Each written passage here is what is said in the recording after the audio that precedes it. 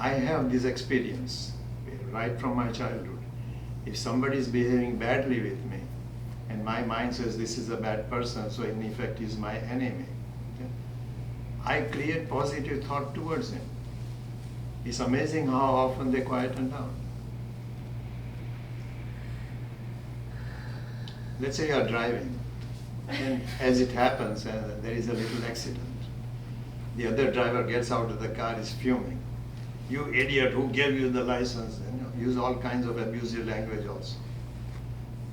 You look at the person and say, I'm sorry, are you hurt? Are you okay? And he'll quieten down.